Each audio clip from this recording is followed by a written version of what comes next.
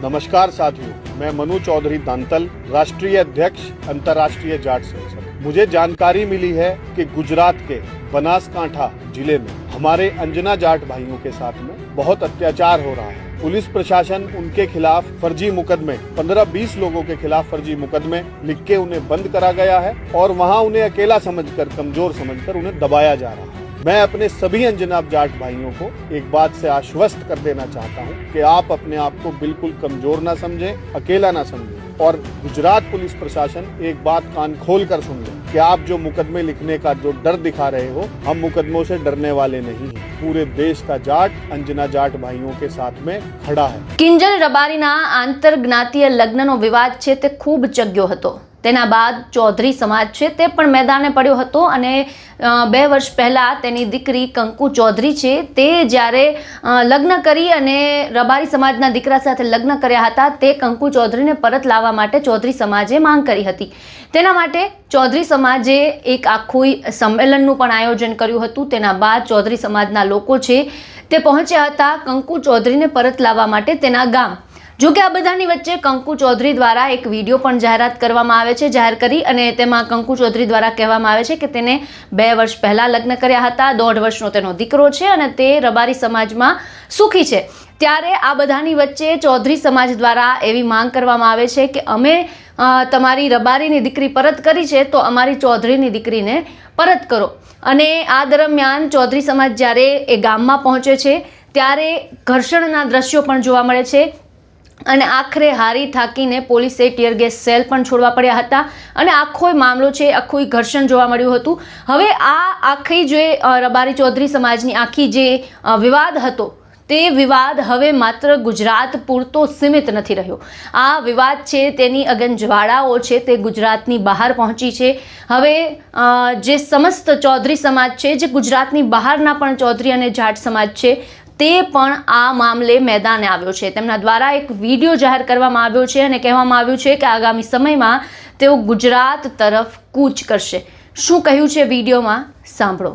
नमस्कार साथियों, मैं मनु चौधरी दांतल, राष्ट्रीय अध्यक्ष अंतर्राष्ट्रीय जाट संसद। मुझे जानकारी मिली है कि गुजरात के बनासकांठा जिले में हमारे अंजना जाट भाइयों के साथ में बहुत अत्याचार हो रहा है। पुलिस प्रशासन उनके खिलाफ फर्जी मुकदमे 15-20 लोगों के खिलाफ फर्जी मुकदमे लिख के उन्हें बंद करा गया है और वहां उन्हें अकेला समझकर, कमजोर समझकर उन्हें दबाया जा रहा है। मैं अपने सभी अंजना जाट भाइयों को एक बात से आश्वस्त कर देना चाहता हूं कि आप अपने आप को बिल्कुल कमजोर ना समझें, अकेला ना समझें और गुजरात पुलिस प्रशासन एक बात कान खोल कर सुन ले कि आप जो मुकदमे लिखने का जो डर दिखा रहे हो, हम मुकदमों से डरने वाले नहीं हैं। पूरे देश का जाट अंजना जाट भाइयों के साथ में खड़ा है और आप मनु चौधरी दांतल की गर्दन का साइज मैं भेज दूंगा आपके पास। आने से पहले आप हमारे लिए फांसी के फंदे भी तैयार करके रख लेना। हम डरने वाले या रुकने वाले नहीं हैं। 29 तारीख के महाराजा सूरजमल जी के एक बड़े कार्यक्रम की हम लोग तैयारियों में लगे हैं और उसके बाद पूरे देश का जाट समाज गुजरात आने का, अपने अंजना जाट भाइयों के साथ खड़े होने का काम करे। जय हिंद, जय भारत, जय जाट। राम राम,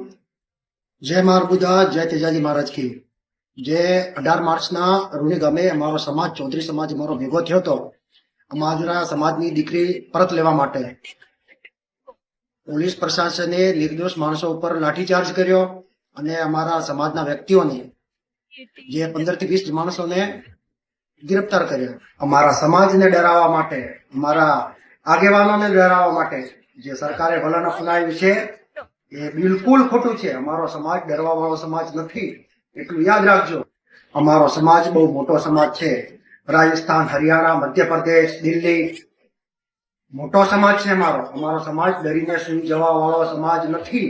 એ ગુજરાત સરકારે યાદ રાખવું જોઈએ। ગુજરાતમાં અમારા સમાજ સાથે પૂરા ભારત દેશના જાટ ચૌધરી ખંભેથી ખંભો મિલાવીને અમારી પાછળ ઊભા છે। मेरठ में जाट महाराजा सूरजमल जी का सबसे बड़ी मूर्ति स्थापना दिन कार्यक्रम रखा गया है। उसमें सब रणनीति तैयार होगी। उसके बाद सभी देश के सारे जाट चौधरी भाई गुजरात कूच करेंगे। एक प्रशासन ध्यान रखे। जब हमारे स्वाभिमान पे बात आती है तो पूरे देश के जाट तुमको एक मिलेंगे। जय तेजाजी महाराज की जय मां अरबुदा। આ સમગ્ર મુદ્દાને લઈને આપનું શું માનવું છે? આપના વિચાર અમને કમેન્ટ બોક્સમાં જણાવો ને અમારી ચેનલને લાઇક, શેર અને સબસ્ક્રાઇબ કરવાનું ભૂલશો નહીં. ફરી મળીશું નવા વિડીયો સાથે. મને આપશો રજા. નમસ્કાર.